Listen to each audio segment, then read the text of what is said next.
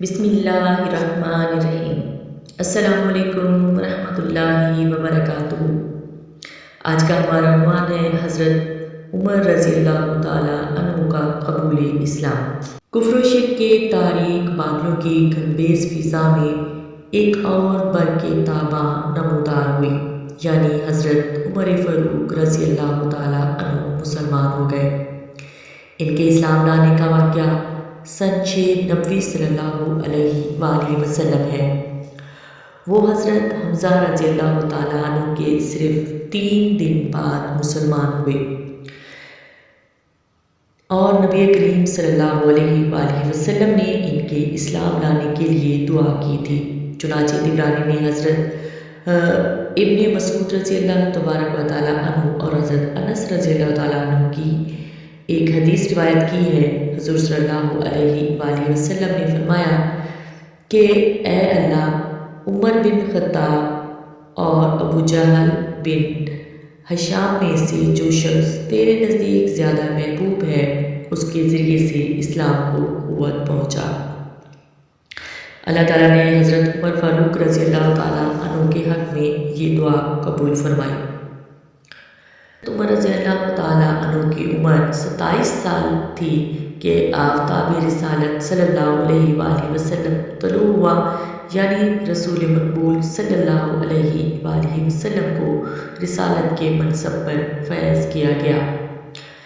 چنانچہ سب سے پہلے زید کے بیٹے سعید اسلام لائے۔ حضرت سعید کا نکاح حضرت عمر رضی اللہ تعالیٰ عنہ کی بہن سے ہوا تھا۔ اس تعلق سے حضرت فاطمہ بھی مسلمان ہو گئی تھی۔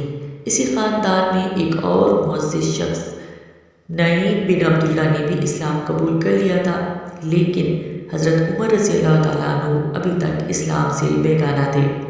ان کے کانوں میں جب یہ صدا پہنچی تو سب برہم ہوئے، یہاں تک کہ قبیلہ میں جو لوگ اسلام لا چکے تھے ان کے بھی دشمن بن گئے۔ لبینہ رضی اللہ تعالیٰ عنہ ان کے خاندان کی ایک کنیز تھی جس نے اسلام قبول کر لیا تھا۔ اس کو بے تحاشا مارتے تھے اور مارتے مارتے تھک جاتے تو کہتے کہ دم لے لوں پھر ماروں گا۔ اس کے سوا اور جس پر قابو چلتا تھا ان کو ضرور مار پٹائی کرتے تھے۔ ان تمام سختیوں پر ایک شخص کو بھی اسلام سے بددل نہ کر سکے۔ آخر مجبور ہو کر نعوذ باللہ خود ذات نبوی حضرت محمد آقا دو جہاں صلی اللہ علیہ وآلہ وسلم کے قتل کا ارادہ کیا۔ تلوار کمر سے لگا سیدھے رسول صلی اللہ علیہ وآلہ وسلم کی طرف چلے۔ راہ میں اتفاقاً نعیم بن عبداللہ مل گئے۔ ان کے تیور دیکھ کر پوچھا، خیر ہے؟ بولے کہ آج محمد صلی اللہ علیہ وآلہ وسلم کا فیصلہ کرنے جاتا ہوں۔ انہوں نے کہا کہ پہلے اپنے گھر کی خبر لو، خود تمہارے بہن اور بہنوئی اسلام لا چکے ہیں۔ فوراً پلٹے اور بہن کے ہاں پہنچے۔ وہ قرآن پڑھ رہی تھی، ان کی آہٹ کو پا کر چپ ہو گئے اور قرآن مجید کے اجزاء چھپا لیے، لیکن آواز ان کے کانوں میں پڑ چکی تھی۔ بہن سے پوچھا، یہ کیا آواز تھی؟ بولی کہ کچھ نہیں۔ انہوں نے کہا، میں سن چکا ہوں، تم دونوں بے دین ہو گئے ہو۔ یہ کہہ کر بہنوئی سے دستے گریبان ہوئے۔ جب ان کی بہن بچانے کو آئی تو ان کی بھی خبر لی، یہاں تک کہ ان کا جسم لہولہان ہو گیا، لیکن اسلام کی محبت اس سے بالا تر تھی۔ بہن بولی کہ عمر، جو من آئے کرو، لیکن اسلام اب اس دل سے نکل نہیں سکتا۔ ان الفاظ نے حضرت عمر رضی اللہ تعالیٰ عنہ کے دل پر خاص اثر کیا۔ بہن کی طرف محبت بھری نگاہ سے دیکھا، ان کے جسم سے خون جاری تھا۔ دیکھ کر اور بھی رقت ہوئی اور فرمایا، تم لوگ جو پڑھ رہے ہو مجھے بھی تو سناؤ، آخر وہ کیسا کلام ہے؟ حضرت خباب بن ارد، جو حضرت عمر رضی اللہ تعالیٰ عنہ کی بہن اور بہنوئی کو قرآن مجید سکھا رہے تھے، حضرت عمر کی آمد پر گھر کے اندر چھپ گئے تھے۔ اب باہر آ گئے اور انہیں رسول صلی اللہ علیہ وآلہ وسلم کی دعا کے بارے میں بھی بتا دیا۔ حضرت عمر رضی اللہ تعالیٰ عنہ نے قرآن کے اجزاء مانگے تو بہن نے کہا، تم ناپاک ہو، پہلے غسل کرو اور پھر اس کتاب کو ہاتھ لگا سکو گے۔ حضرت عمر رضی اللہ تعالیٰ عنہ نے اٹھ کر غسل کیا، پھر کتاب لی اور سورۃ طٰہٰ کی ابتدائی آیات کی تلاوت کی۔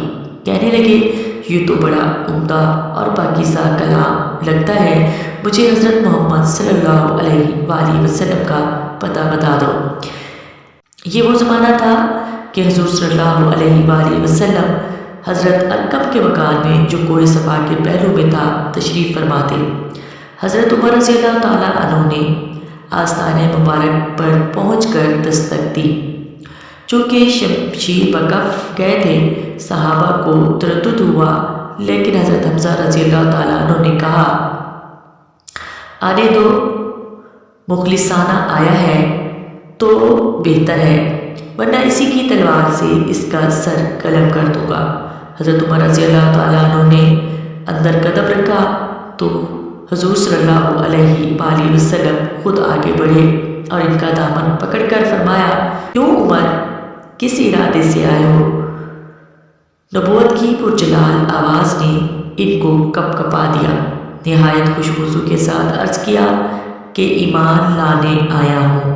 حضرت محمد صلی اللہ علیہ وآلہ وسلم بے ساختہ اللہ اکبر پکار اٹھے اور ساتھ ہی تمام صحابہ نے مل کر اس زور سے اللہ اکبر کا نعرہ لگایا کہ مکہ کے تمام پہاڑ ان کے نعرہ تکبیر سے گونج اٹھے۔ حضرت عمر فاروق رضی اللہ تعالیٰ عنہ نے ایمان لا کر اسلام کی تاریخ میں نیا دور پیدا کر دیا۔ اس وقت تک اگرچہ 40 افراد اسلام لا چکے تھے، عرب کے مشہور بہادر حضرت حمزہ رضی اللہ تعالیٰ عنہ بھی اسلام لا چکے تھے، تاہم مسلمان اپنے فرائض منصبی اعلانیہ نہیں ادا کر سکتے تھے اور کعبہ میں نماز پڑھنا تو بالکل ناممکن تھا۔ حضرت عمر رضی اللہ تعالیٰ عنہ کے اسلام کے ساتھ دفعتاً یہ حالت بدل گئی۔ انہوں نے اعلانیہ اسلام ظاہر کر دیا۔ کفار نے اول بڑی شدت کی، لیکن وہ ثابت قدمی سے مقابلہ کرتے رہے، یہاں تک کہ مسلمانوں کی جماعت کے ساتھ کعبہ میں جا کر نماز ادا کی۔ اس پر حضرت محمد صلی اللہ علیہ وآلہ وسلم نے حضرت عمر رضی اللہ تعالیٰ عنہ کو فاروق کا لقب عطا فرمایا، یعنی حق اور باطل میں فرق کرنے والا۔